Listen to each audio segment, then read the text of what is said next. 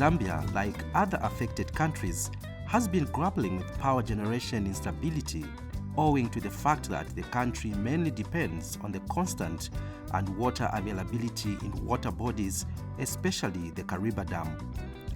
The now repeatedly dropping water levels at the Kariba Dam in Siavonga district, caused by low rainfall recorded in the past rainy seasons, has pointed to the need to increase energy investment and generation to avoid instability in the provision of electricity. Further, low water inflows in the reservoirs at the Kafue Gorge, Victoria Falls and the Kariba North Bank, which houses the Kariba Dam and has a total capacity of 1,080 megawatts, has been affected by fluctuations in the amount of water received in a particular rainy season.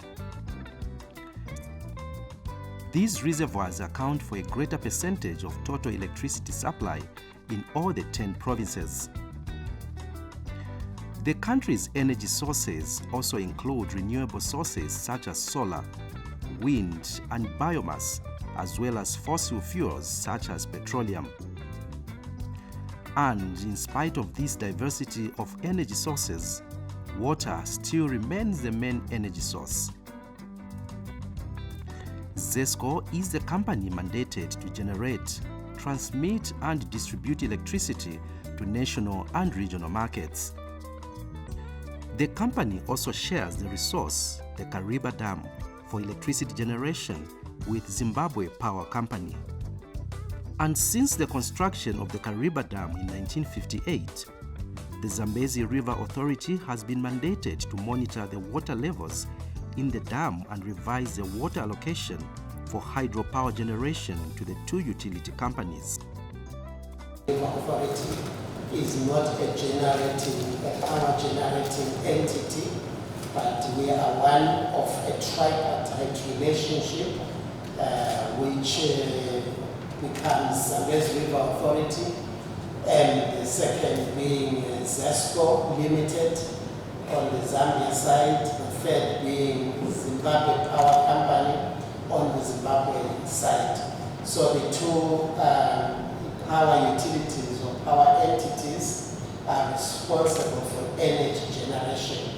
Our relationship comes in that we manage the Kariba Dam, we avail the water resource that's impounded in the lake by way of allocating to these two institutions for them to generate power. Recently, the country experienced unprecedented power disruptions, which led to President Hakainde Hichilema visit Kariba Dam power plant to assess the situation. The head of state called for immediate action to address the challenges at the Kariba Dam. His visit to the dam yielded positive results as the country was restored to its normal load shedding hours, electricity accessibility. The recent projections at the Kariba Dam show that despite the low rainfall during the 2022-2023 rainy season, the lake level has risen from its lowest record of 475.60 meters recorded on 31st December 2022 to 477.59 meters. The River Authority allocates water for power generation to the utilities annually. The lake is made up of dead and live storage. It's a position that I've just shared with you. At full capacity, the storage is at 181. It's supposed to be 100. There should be an error there. It's 181 billion cubic meters. That includes even the dead storage. But the live storage volume is 65 billion. In a good rainfall season, total inflow in the lake, a good rainfall season, total inflow in the Kariba reaches over 50 billion. While in a bad season, we get as low flow as 12 billion. And when it's from those projected inflow in the lake that we basically allocate annually. depending on the performance of the rainfall season and even the outlook towards, because we need to sustainably remain with some water for the ensuing year. So we do our water balance and ensure that even if we gave out, we'll certainly remain with something that can take us into the ensuing year. For the year 2022, Zambia's River Authority allocated 45 billion, and this year the allocation is 40 billion. You will note that we certainly went down, basically based on the information we got from our hydrological analysis and what we expect the season to go likely to perform this year. The projections continue to rise with the interventions from the two governments, the authority and other supporting partners to rehabilitate the dam, among other activities aimed at ensuring enough electricity generation and sustenance. Here we are illustrating the development of the plunge pool, which eventually, from an originally riverbed level layout, it has gradually deepened. What you see there in red are the different measurements that were undertaken through surveys, which are showing you in 1962 a very shallow pool that was up to there in depth. By 1972, it had gone up just over 50 meters deep, and by 1981, it has gone down to 80 meters. And how that is formed is through the spilling water. What you see there, that blue line, is a water jet that is hitting the plunge pool. And as it hits the pool, the force of that water causes turbulence in the pool, and that turbulence results in erosion. That erosion is what we need to minimize by increasing the size of the pool through reshaping. So the reshaping is nothing fancy, but just increasing the volume of the pool so that it contains more water. And the more water it has, the more effective it is to break down this energy of the flowing jet and then prevent erosion in the pool itself. So this process forms the third component of the Kariba Dam Rehabilitation project. So these three components are expected to run in their own timelines, but ultimately we expect the whole project to come to closure at the beginning of 2025. So about February 2025, we expect that the spillway refurbishment works, which is the last of the works to be completed, to come to a close. A tour to the Kariba Dam early March 2023 by a Zanis crew showed that works at the site are certainly ongoing and speeding up. The authority is also working on the Badoka Gorge hydroelectricity scheme. This is to supplement the amount of power being generated from the Kariba Dam. Then on the downstream, we again have avoided interrupting power generation by including that coffer dam, so that as generation goes on, the water from power generation flows downstream without coming to the working area. Because as it comes to the working area, that would mean interrupting the works. But in order to avoid that completely, we then had that coffer dam constructed. And the coffer dam keeps all the generation water flowing downstream. Other efforts to increase power generation and provision in the country include the partnering with Mamba Collieries Limited with the government. President Hakainde Hichilema visited the thermal power plant at the mining company in order to find a solution to the power shortages. Mamba Collieries Limited, which has the only thermal power plant in the country, is now supplying 300 megawatts of thermal power to the national electricity grid in an agreement that will run for over a period of 20 years. Recently, His Excellency the President himself, when he visited Maamba, expressed desire that Maamba expands to 600 megawatts. And the Ministry of Energy also has now given us an official communication that Maamba should look at expanding to 600 megawatts. So having said this, our technical considerations and our back-end technical work is going on at full speed. We are identifying the correct equipment, identifying the correct type of machinery, what is the correct configuration. So all these aspects are going on, and we are largely agreed as to what we need to do. Mamba Collieries is now contributing to the reduction of power outages and contributing to the development of the country. The company is not only contributing to generating of power, it has so far created 86% of local jobs. They are currently the largest employers in the southern part of Zambia after government.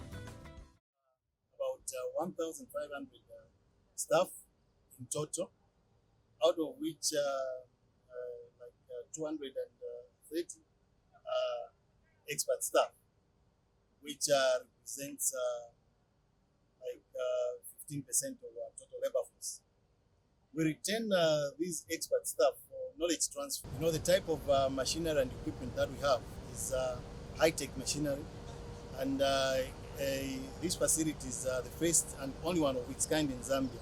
So we don't have people that are already skilled in these areas, and so we need expert staff to come and pass on the knowledge transfer to the local engineers, who we get mainly from our local universities. The CBU has been a major contributor, the University of Zambia, NOTEC, to name just but a few.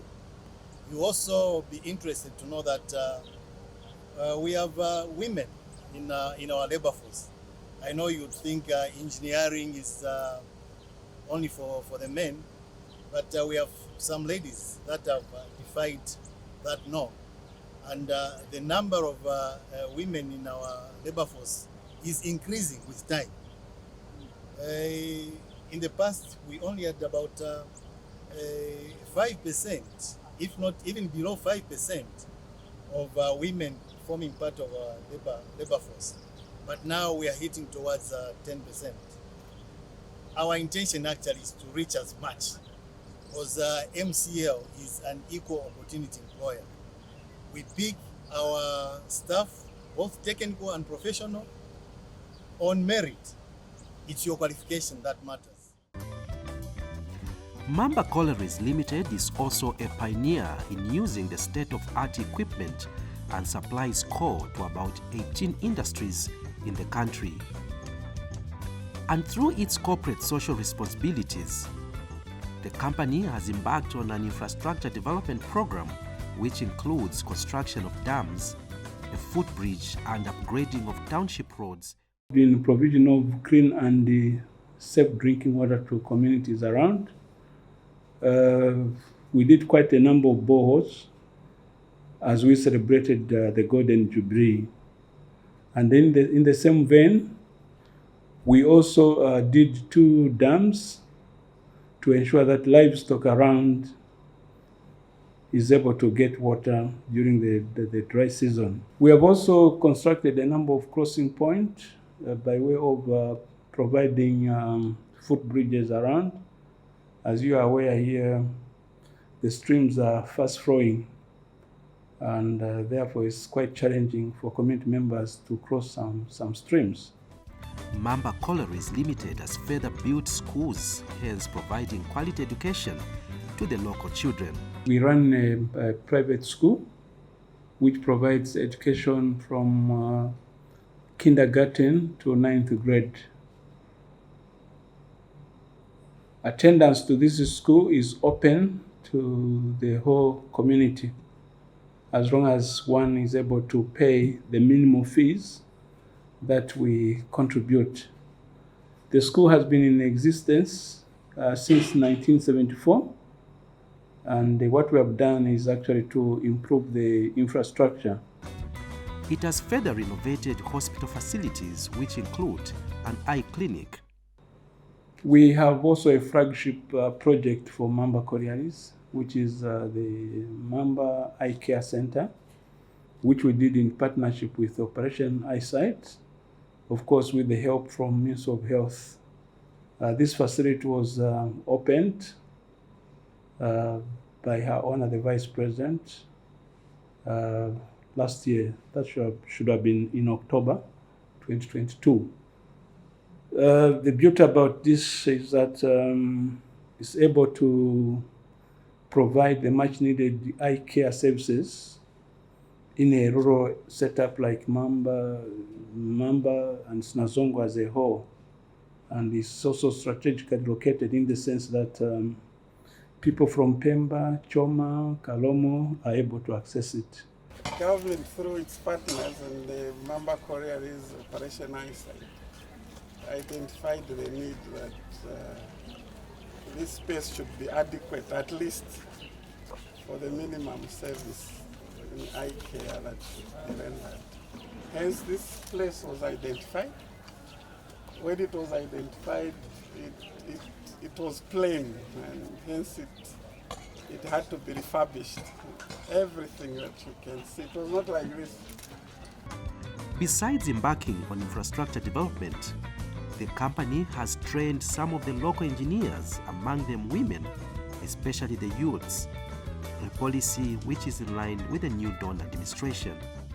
Just come in and it's very dark. You can turn on this one here. It can control all the lights that are here, and you can turn off from the intermediate switch which is there, and it can also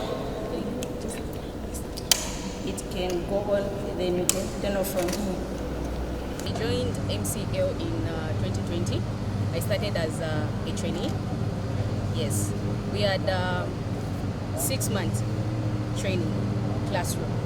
Then after that, we were taken in various fields, locations.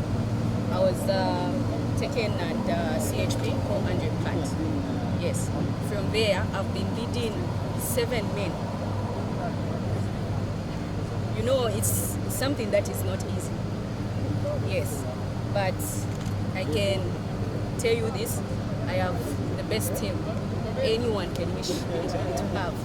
Yes, my supervisors, they are so supportive. I received the best support that anyone else can receive. Yes, so my experience here has been awesome. As you can see right now, I'm doing independent shifts with minimal supervision. With all these efforts by Mamba Collieries Limited, the company continues to face challenges of transporting fuel and exportation of heavy-duty machinery due to the poor state of the link road, the Mamba-Batoka Road. The Mamba-Batoka Road is a very important link to Maamba for 2 aspects. Firstly, the coal that we mine, and there are other coal companies around in that area. We provide coal to major industries and mines of Zambia. They are dependent on this coal, and therefore they will not be able to carry out their production if there is a break in supply. And if the Mamba-Batoka Road gets washed away or totally broken, though of course wherever we can pitch in and do some repair work, we are doing it, but we are not a road company. We are not experts in roads. So therefore we need that road to be repaired, because a lot of industries in Zambia depends on our coal for their sustenance. The second aspect is our power plant requires a lot of chemicals and fuel to run, and therefore if there is a break on the road, the reverse supply, that is from outside into Maamba, tends to get disrupted. And the third important part is that when we are expanding to phase 2, a lot of heavy and large equipments will be coming in to to us. And there is no way that those large and heavy equipment mounted on trucks can navigate on that road in its present condition. Truck drivers who constantly use the road express displeasure and called on government to work on the road as cities of economic importance. Some areas, I think, before certain corner, certain bump area there, trucks used to get stuck near on daily basis.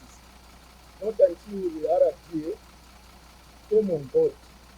But the works they did was just on temporary basis. I think if you proceed up to that point, you're able to replace and verify it may start Kana road. Especially tienza mamotoka yamena ya Chinese misana tafa misana. Wakota wakajiri mwana mungono chifuka jama road. Yamene road kumashtika tungozi twistika according na road mwamena hivi. There's out baburo bakamba no my drivers they are careless. The truck drivers they are careless. You can't be careless about this road the way it is. Road niyo ipai. Although you are trying maona road niyo ipa tisero kama rupilia ya izi mamoto gaima yuzinga mpepo ya ruzinga mpepo ya ende amugwesa driver no driver anali okunga like myself I'm not drinking I'm not smoking ndina muntu wa chugantu so sometimes mzape zauti like these Chinese trucks when you are you place maybe 3-4 times brake mpepo ya sila. The community in Mamba area in Sinazongwe district is also concerned about the state of the road. Iguya kumafamu kutulima twapila menda twapila mutu bambile road. Tulomba niyo ni muli kumbele ni bamulawo. Tulomba bi. It is hoped that the cooperation of government, Mamba Collieries Limited and the Zambezi River Authority will alleviate the challenges of power shortages that have been faced in the country. It is also hoped that some of the challenges, including the rehabilitation of the Maamba Batoka Economic Road, will be taken into consideration by government and other stakeholders.